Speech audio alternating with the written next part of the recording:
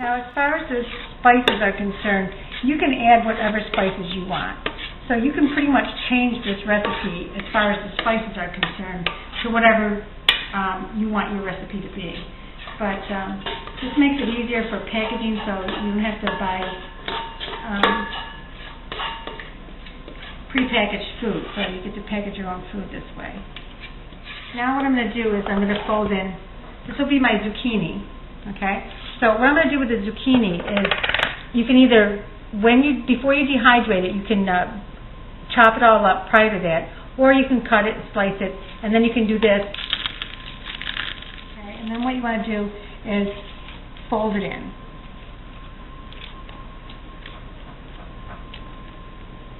Okay. Now I'm going to do the same thing with the apples. I'm going to throw the apples in it. And fold that in too. Now, in my third loaf, I'm going to add blueberries and some cranberries. So I'm going to do blueberry and cranberry. And I'm going to fold that in.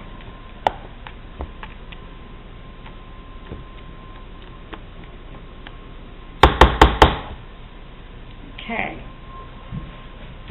Now I'm going to put these in the oven at 325 and bake them for around 40 minutes. Sometimes, you have to test it to see how much longer. Sometimes it takes 50 minutes, but somewhere between 45, 50 minutes, it should be done. Okay, what I did here in this cup is I filled this cup with 2 cups of dehydrated apples and 1/3 cup of raisins. And I added 1 cup of boiling water and I let it set for about 15 minutes, and as you can see, it pretty much absorbed all the water up, and the apples turned back into apples again. Okay, so what I'm going to do now is I'm going to put this in the bottom of the pan here. This is my oven apple pancake. I'm going to mix this up with the raisins, just put it all around like that, and then I'm going to add 1/4 cup of brown sugar and 1/2 teaspoon of cinnamon. Okay, and now I'm going to put 2 tablespoons of butter in, and I'm going to stir that around. This is really simple to do, and it's a really nice brunch treat or breakfast or snack. Okay, now I'm going to take this and I'm going to put it in the oven at 425 for 15 minutes, just to brown it. Okay, while that's browning, I'm going to take 4 eggs, and I'm going to put them in this bowl.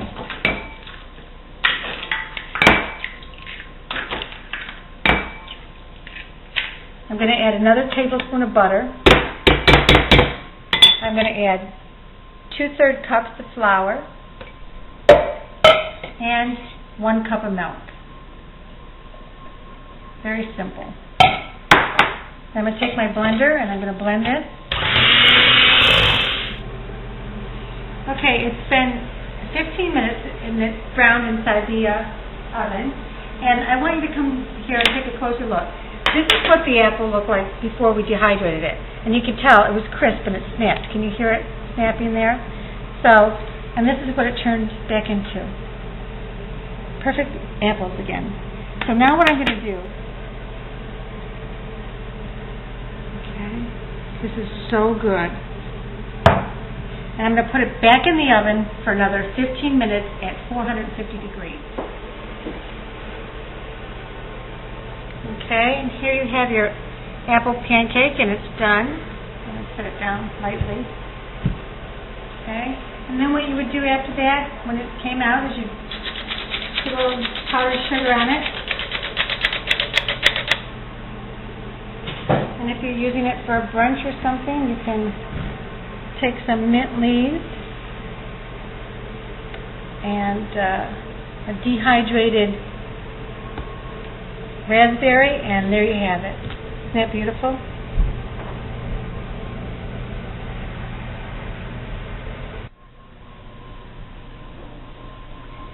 Okay, here I have some more foods that I dehydrated, and I want to tell you how I did it.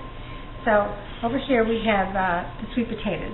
What I did first was I boiled the sweet potatoes, then I removed the peelings, and then I mashed them up and put them on the tray, and they look like this. Then what I did was, to rehydrate them, what I did was I've taken the sweet potatoes, I put them in here, I added a cup of water, and now they look like this, and I'm going to stick them in the microwave, and I'm going to cook them, and then I'm going to mix them up and put butter on them. And I'll show you what that looks like in a little bit. And what you have here are instant sweet potatoes.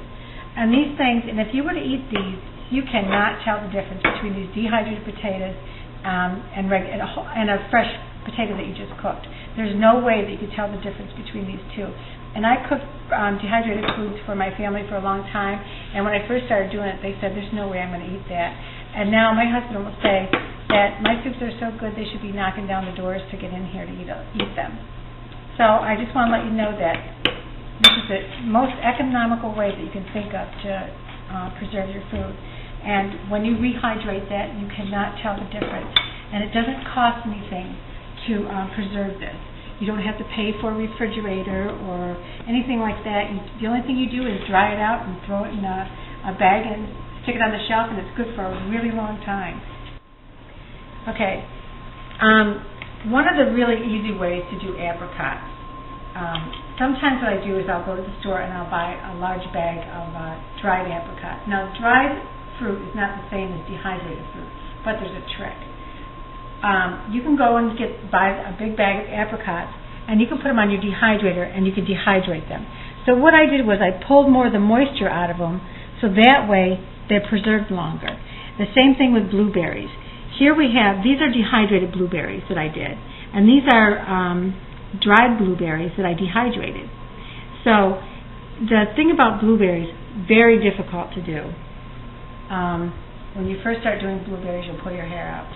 You have to first boil them in scalding water, not more than a minute, and then you have to take them out, gently put them on a paper towel, and then put them into the dehydrator.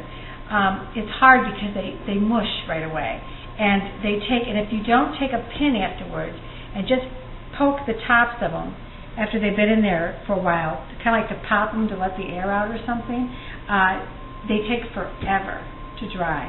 It's like one of the longest fruits to dehydrate, and the hardest, I think, is the blueberry.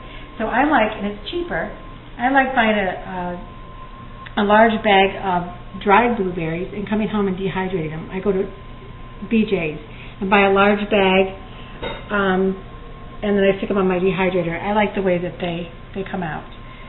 The same thing with raisins. If you notice with raisins, when you get them, they all stick together. If you put them on your dehydrator and you dehydrate your dried raisins, when you put them in the jar, they won't stick together anymore, and their longevity is a lot longer too. Now here's some grapes that I did. I dehydrated, these are large grapes, and I dehydrated those into raisins too. So, I mean, the first thing you want to do with the grapes is you want to boil them for about a minute or two. They're easy to do, so you don't have to worry about that. It's not like the blueberry. So you would boil these for a minute or two, then take them out and put them on your dehydrated tray. Same thing with your cranberries. I go to BJ's and buy a great big bag of cranberries that are already dried. And then I come home, and if you notice they're not sticking together, and I put them on my dehydrator, and this way they last longer, and I dehydrate my dried cranberries. It's a lot easier. Now, here are my cherries. These are the Bing cherries that I did. Same thing, now with the Bing cherries, the only thing you need to do is cut them in half and take the seed out and put them on the tray with the skin side down. Now, before you do that, it's always good to put them in a pot and just blanch them for about 2 minutes, just to soften the skin on the outside. But when you put them in your dehydrator, you have to remember to put the skin side down. Okay?